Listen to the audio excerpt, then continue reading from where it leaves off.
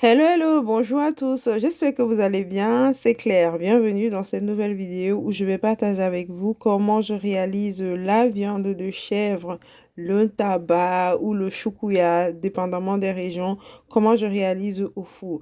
Restez simplement jusqu'à la fin pour ne rien rater. Pour la vidéo, on aura besoin de viande. Donc ici, j'ai pris de la viande de chèvre. J'ai pris 1 kilo 100 ou 200, je crois. Mais avec tout autre type de viande, ça peut être mouton. Vous pouvez réaliser la même recette ou même viande de bœuf, hein. Ça aurait un très bon goût. Donc pour démarrer, je vais simplement laver la viande. Par la suite, je vais verser cette eau et je vais rajouter le jus de citron. J'ai rajouté un citron entier ici. Mais à la place du citron, vous pouvez rajouter du vinaigre de cuisine.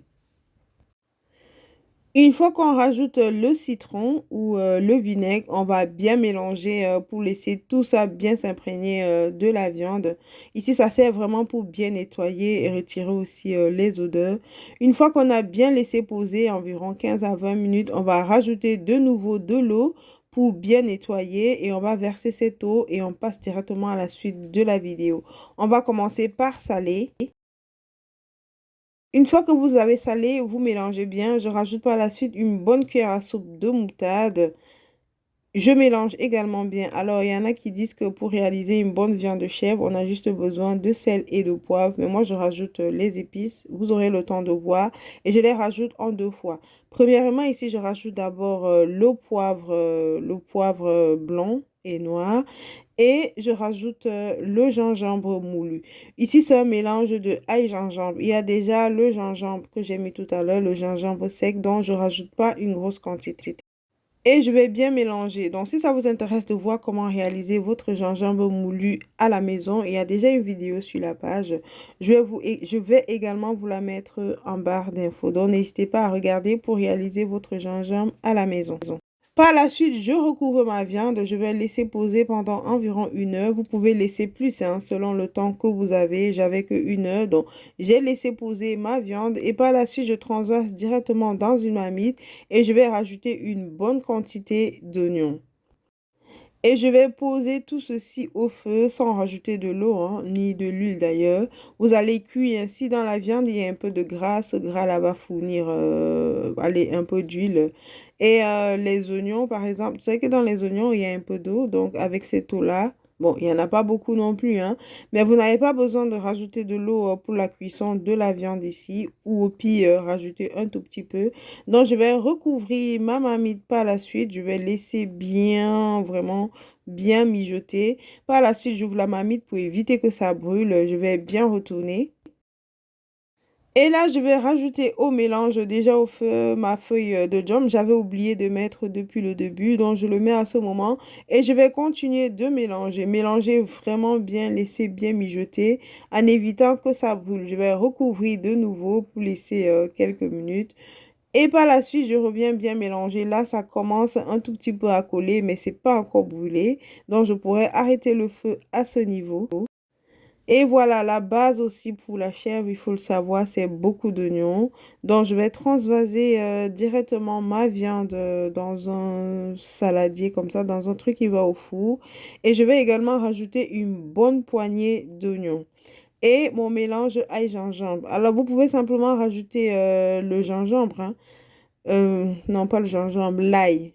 Ici, bon, j'avais pas envie d'éplucher encore l'ail et travailler, donc j'ai directement rajouté mon mélange ail-gingembre que j'ai déjà moulu. Et ça qui fait la différence dans votre chèvre ici, c'est un mélange d'épices que je suis en train de tester là depuis quelques temps, que je vais vous proposer avec l'autre gamme d'épices. Donc, je rajoute mon mélange d'épices ici. Je mélange bien. Bon, à la base, je devais directement cuire la viande ici.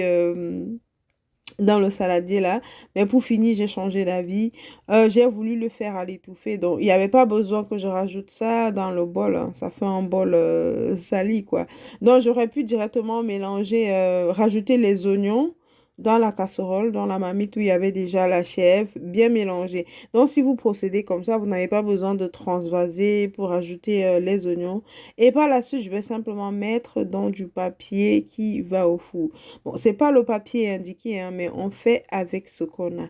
Il y a des papiers, je sais pas comment ça s'appelle, mais Allez, c'est vraiment pour braiser comme ça. Et là, vous pouvez même le faire au barbecue. Mais bon, comme ça va au four, je mets dans le papier de cuisson ici. J'essaie vraiment de bien renfermer puisqu'on va cuire ça un peu comme à l'étouffer. Donc, il faut vraiment bien fermer hein, pour éviter que, allez, que les odeurs ne s'échappent trop. Après avoir mis les papiers cuisson comme ça, vous pouvez mettre du papier alu. Mais bon, il n'y a pas besoin, hein. Vous pouvez simplement mettre les papiers comme ça et ça tiendrait très bien à la cuisine. Donc pendant ce temps, mon four est déjà préchauffé à 180 degrés et vous pouvez même aller jusqu'à 200 degrés pour une cuisson rapide. Mais non, on n'a pas besoin. À 180 degrés, ça va faire l'affaire. Donc on va bien sceller comme ici et on va directement mettre au four pendant 1 heure, voire même plus. Vous pouvez goûter la viande pendant la cuisson hein, pour voir si c'est bien tendre, mais il vous faut une bonne heure, voire plus. Bon, je dis 1 heure parce que j'ai mis à 180. Donc, si vous augmentez la température, vous cuirez votre viande un peu moins. Donc, voilà ce qu'on obtient. J'ai mis un mode grill, hein. J'ai pas mis un mode de cuisson, j'ai mis un mode grill pour que ça grille aussi bien la viande. Vu qu'on avait quand même déjà passé beaucoup de temps dans la marmite pour la cuisson. Bon, à ce stade, vous pouvez déjà consommer votre viande. Mais moi, j'ai voulu que ce soit un peu sec, donc je transvase maintenant dans mon bol dans lequel je devais le cuire à la base. Et voilà ce qu'on obtient. Et là, de nouveau, je vais encore ajouter les oignons. Mais vous pouvez également laisser dorer directement dans les feuilles de papier cuisson. Mais j'ai voulu le faire ainsi. Donc, vous rajoutez également les oignons, vous mélangez bien. Mais à ce stade, vous pouvez goûter si ça goûte bien, quoi, si c'est bien salé, s'il y a besoin de rajouter ou pas. Et vous passez de nouveau au four pendant environ 15 minutes, juste pour dorer, hein. Juste pour vraiment rendre ça sec. Mais sinon, comme j'ai dit tout à l'heure, c'est déjà, vous pouvez déjà consommer ainsi. Donc, après les 15 minutes au four, voilà ce qu'on obtient. Donc, la viande est bien sèche comme je voulais. En parallèle, vu que j'avais mis en mode grill mon four, donc j'ai profité pour cuire du plantain. Et on pourra se servir de ce plantain comme complément. Donc, vous pouvez le faire au four comme moi, donc profiter de votre four ou simplement faire du plantain frit, hein. Et voilà notre viande. Soit vous servez, vous réservez dans le papier cuisson dans lequel vous avez cuit ou simplement allez, dans un plat ou quoi. Bon, moi, j'ai choisi de remettre ça dans du papier cuisson, autant pour moi. Donc, je dispose simplement les plantains, du moins le complément. Et je vais rajouter les oignons. On le sait, la chèvre et les oignons vont tellement de pair, mais ça reste facultatif, hein.